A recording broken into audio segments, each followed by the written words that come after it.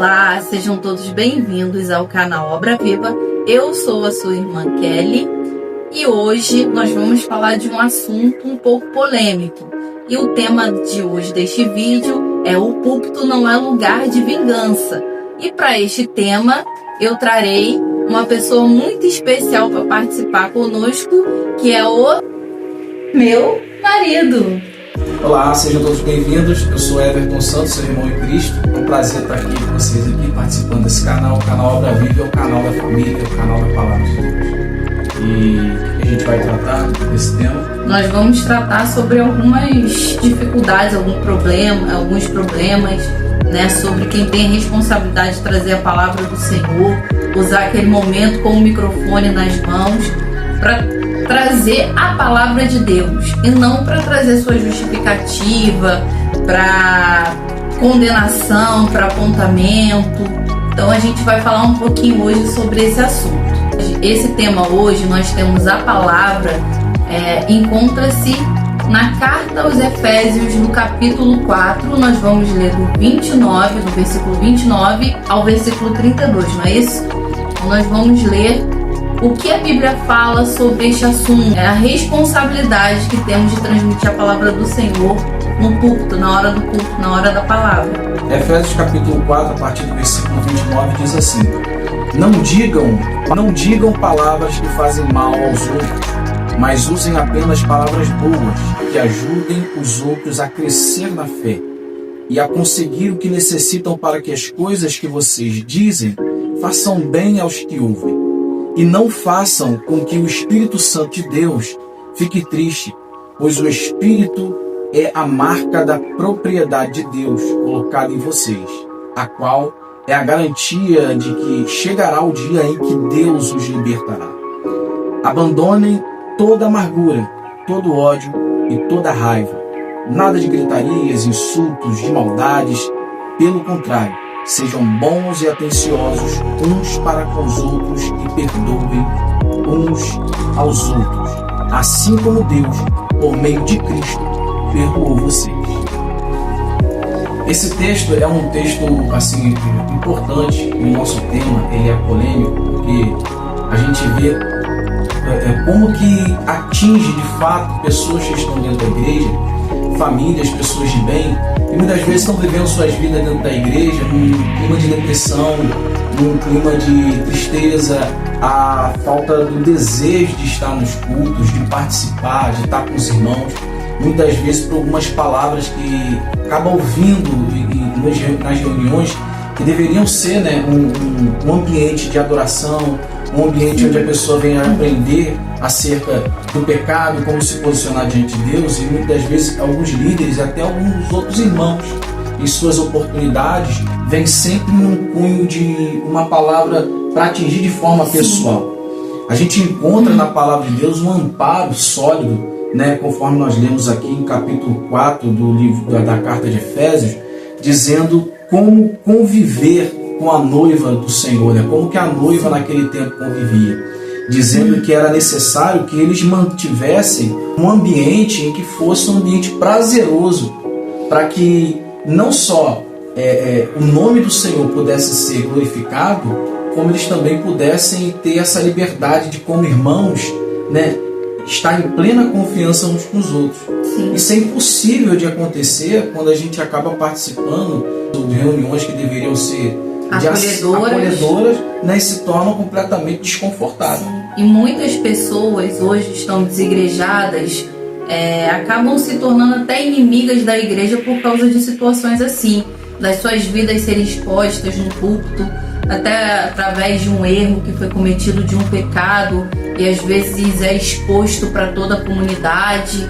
Então a gente vai ver à luz da Bíblia que o que entristece o Espírito Santo de Deus é justamente essa falta de amor, de entender que a palavra, ela só tem um foco.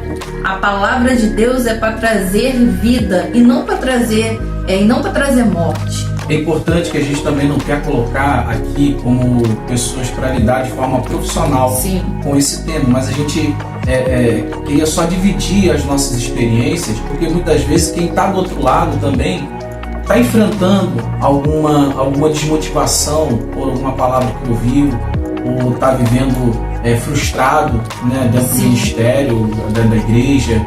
Então a gente quer só contribuir com uma palavra amiga que possa te ajudar nesse momento. E aproveitando até um pouquinho, esses dias, né, tem sido bastante divulgado o caso que aconteceu no podcast, né, do bispo, a qual ele ali falou um pouco de uma forma áspera, né, do louvor da irmã Suede.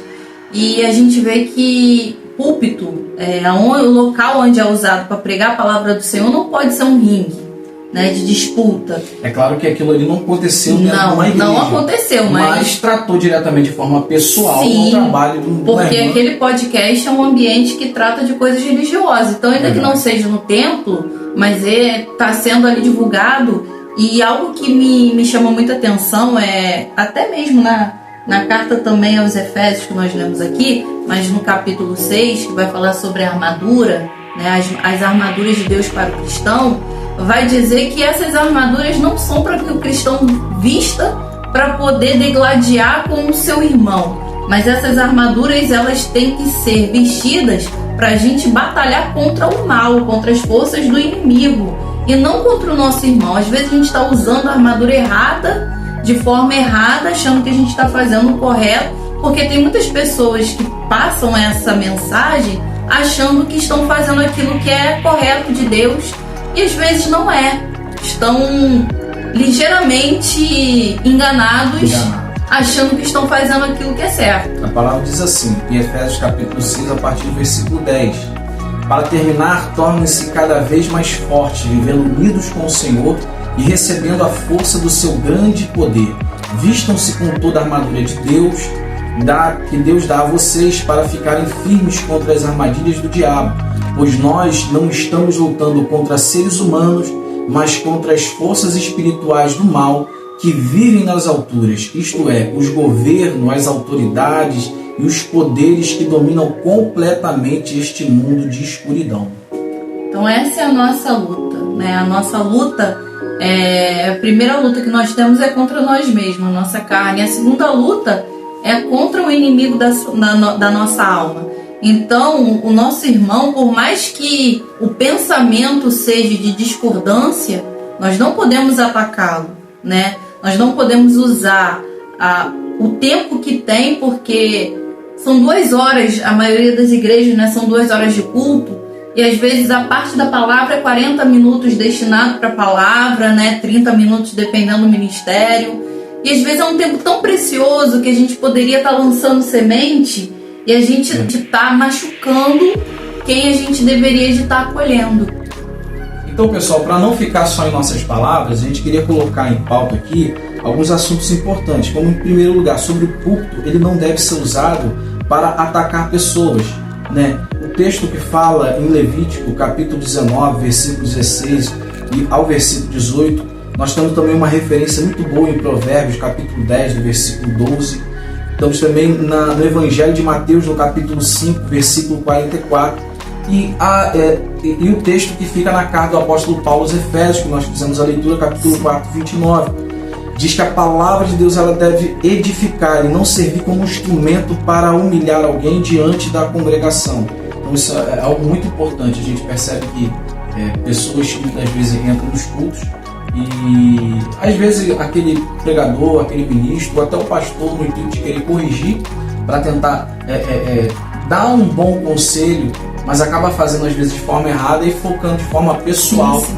E às vezes acaba sendo uma exposição, né? Um constrangimento, uma exposição do que às vezes o pastor está querendo tratar, mas direcionando. E o pior, quando toda a congregação já sabe de quem se trata. Sim. E a Bíblia vai orientar, né? Se a gente tem alguma coisa contra o nosso irmão, a gente vai até ele, né? Leva ali 2 testemunhas para ali trazer, porque todo o tempo a Bíblia ela nos faz entender sobre reconciliação, né? Então a gente tem que usar sempre isso. O Senhor quer, assim como nós nos reconciliamos com o Senhor, nós temos que fazer isso com o nosso próximo.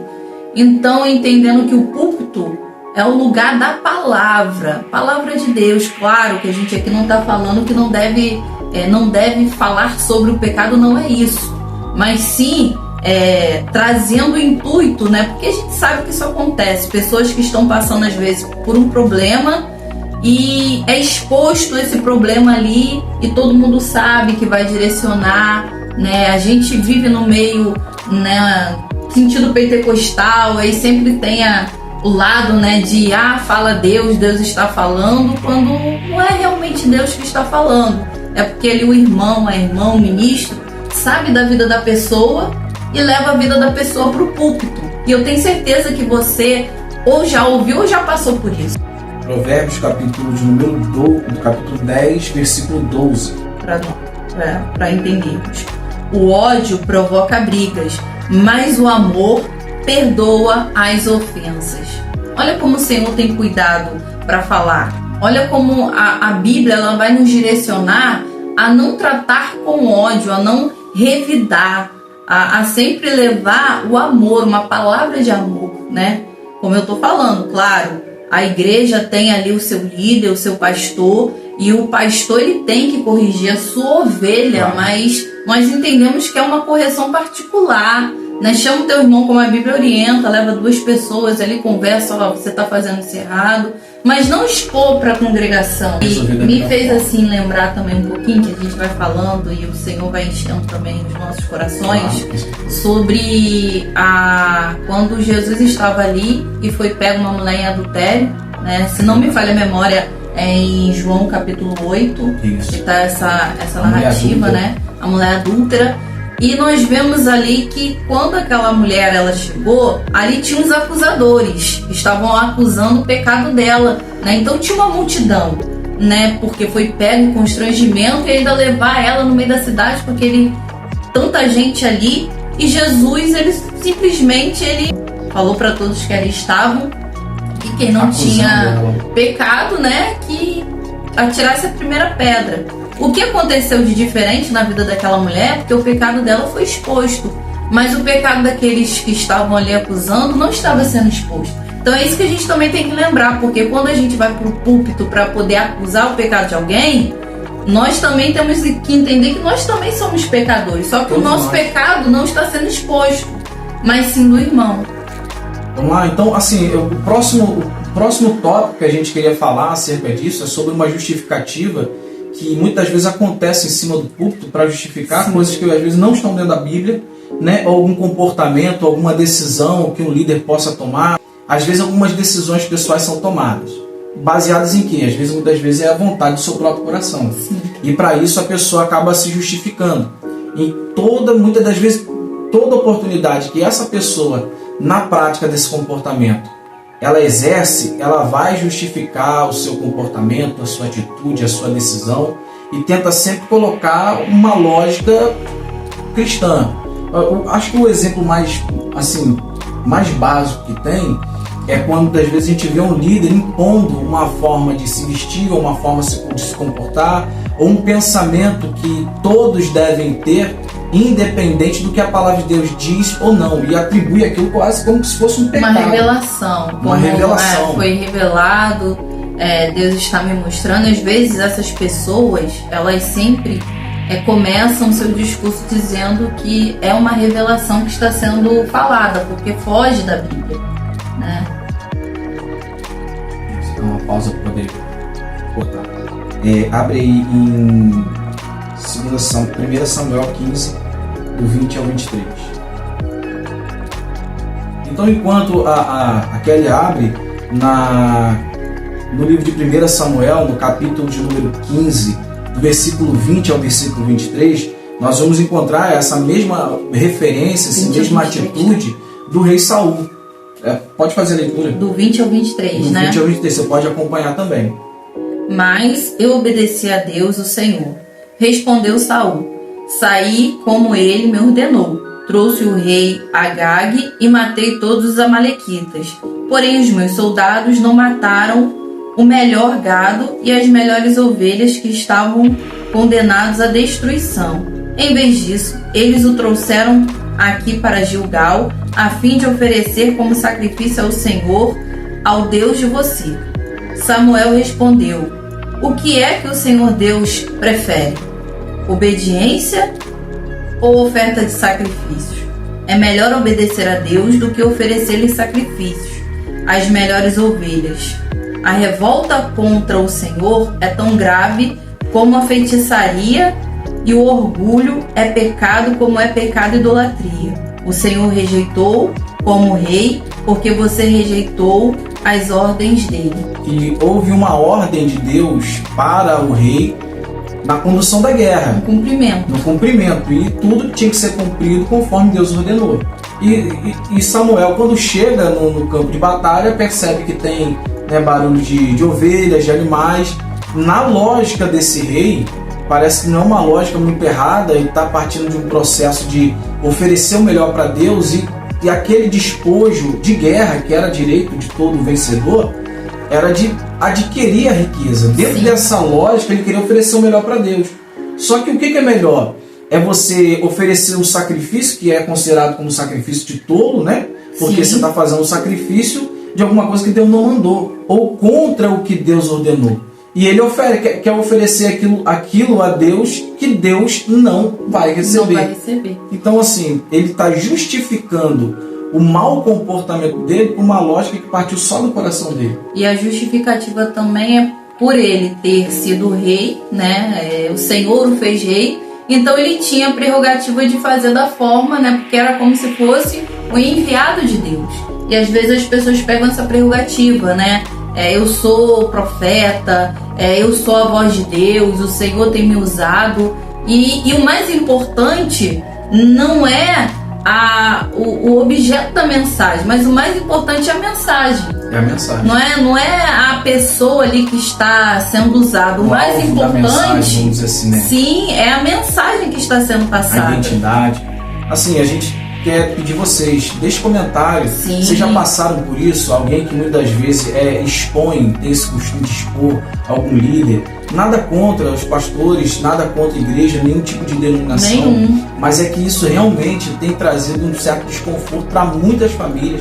A gente conversa com muitas pessoas, muitos irmãos, e isso tem se repetido. Então, se aconteceu contigo, né, deixa o comentário. Sim, aí. E também se você faz, se você que está ouvindo já fez, ou faz, é um alerta para você. Porque como texto base que nós lemos, isso é o que entristece o Espírito Santo. É verdade. É isso que entristece o coração de Deus. Quem sobe ao púlpito, ele precisa ter, para levar a mensagem, trazer a mensagem, tem que entender que está lidando com algo santo. E nós vamos ver Jesus, como ele nos ensinou. Nunca vemos Jesus ali ele apontar e ele falar que a pessoa não vai ter o direito à salvação. Nós vemos o contrário. Mas Jesus, ele expõe a palavra de Deus. É justamente isso. Quando a gente escuta ela confronta a gente. Não está aqui de forma nenhuma pregando que a palavra ela não deve vir pesada de correção, mas ela também deve vir no fechamento da edificação. Sim. Ela tem a cobrança por ela mesma, porque a palavra do Senhor é santa e nos constrange a isso. Sim, nos constrange. O próprio Jesus foi conduzido, em Mateus capítulo 4, ao deserto, para ser tentado, ser colocado à prova, e com certeza vai ter momento que a palavra ela vai ser mais dura. Sim, vai ser mais dura, mas nós estamos falando sobre uma particularidade, muitas vezes é algo muito pessoal. E eu acho que o que fica de lição é que a gente tem que ter responsabilidade daquilo que a gente fala. Nós não podemos pesar, colocar palavras aonde Deus não falou. Você que é líder, né, e você que está na responsabilidade de estar sendo exemplo para alguém, um novo convertido, um rebanho, alguém que Deus colocou para que você possa instruir, você pode estar se preparando, fazendo curso também, conversando com psicólogos, né, estar se preparando para poder dar um aconselhamento. Tem curso de aconselhamento pastoral e assim, o líder ele nunca sabe tudo. A gente nunca sabe tudo, acho que ser humano nenhum, né, sabe de tudo. Ninguém sabe. E o que muitas das pessoas, muitos psicólogos dizem é que 80% do problema é resolvido só em escutar. E às vezes a pessoa precisa só ser ouvida e menos agredida com palavras. Porque se um líder toma essa atitude de ficar apontando, os membros também, as ovelhas também, elas vão achar que tem o direito de fazer o mesmo. É muito né? complicado esse assunto. Imagina, irmãos, todos nós, a Bíblia é bem clara e diz que todos pecamos, está lá em Romanos 3:23. O pastor responsável pela ovelha tem a sua prerrogativa de cuidar, de dar às vezes aquele puxãozinho quando a ovelha está um pouquinho rebelde, porque como nós iniciamos dizendo, aqui a gente não está passando a mão no pecado, nós só estamos falando que a hora do culto, a hora da palavra, ela tem que ser a palavra de salvar, não de condenar. Então, para finalizar, a gente pode se perguntar, o púlpito será que é um lugar realmente para se autopromover? Ou para fazer com que a palavra de Deus seja promovida pelo Espírito Santo, né? Que o nome do Senhor seja exaltado? Que sigamos o exemplo de João Batista, que disse que ele cresça e que eu diminua. Isso é muito importante. Então, quem apresenta a palavra de Deus, quem apresenta a Cristo, o nome de Cristo, ele tem que ter o entendimento de que ele precisa diminuir e expor de forma grandiosa o nome do Senhor Jesus Cristo. Como eu falei, a importância não é do mensageiro, a importância é da mensagem. O mensageiro, ele só é um instrumento. O que é importante é a mensagem. Então a gente não tem que se colocar em tanta importância achando que nós somos, né, os justiceiros de Deus. E quando a gente encontra aquela pessoa que também gosta de revidar, né? É por isso que é o tema, o púlpito não é lugar de vingança. Não é lugar de vingança. Porque se um fala, você pode ter certeza que o outro também vai querer revidar. E acaba que o momento da palavra se torna um momento de gladiação, de luta, de briga, de força. Na verdade, a gente quer o cumprimento da palavra de Deus. Que a Escritura possa abençoar a tua vida. Que a palavra de Deus possa abençoar o teu coração. Se você está triste na sua casa, do outro lado você já passou por isso, está frustrado, procure um lugar que Deus possa falar contigo. Não deixe de se reunir, não deixe de congregar. Talvez em algum lugar você não foi bem visto, ou de alguma falta de sabedoria, algum líder te espantou para o mundo, mas em nome de Jesus, que o Espírito Santo possa convencer o teu coração de que o Evangelho não é isso. O Evangelho é poder de salvação que vem do céu para transformação. Isso mesmo. Quer finalizar? Entendermos que você é precioso, você é preciosa para o Senhor. E se você passou por isso, nós já passamos. Quem nunca passou? Verdade. Né? Não se frustre com Jesus. O homem é falho. Lembrando que no começo da nossa caminhada também cometemos excessos. Sim. E aprendemos com o nosso que a gente acaba aprendendo, né, com os mais velhos, às vezes aquilo que é errado. E é bom a gente entender. Não entristeça o Espírito Santo de Deus usando essas práticas. Se o teu irmão está em pecado, se você está vendo teu irmão começar a descarregar do caminho, converse. Chame ele, fala, meu irmão, não faz isso, a Bíblia nos ensina dessa forma. Mas não use o púlpito para poder revelar, porque, irmãos, constranger não é correção. Então, chegamos ao final deste vídeo. Eu quero agradecer a participação, né, do meu esposo, que esteve aqui conosco, e foi um tema bem relevante. Mas eu quero dizer para você se inscrever, dar seu joinha, comente aí se você já passou por isso, e nós esperamos você para um próximo vídeo. Que a paz do Senhor Jesus possa estar sempre com você. Até o próximo vídeo. Tchau!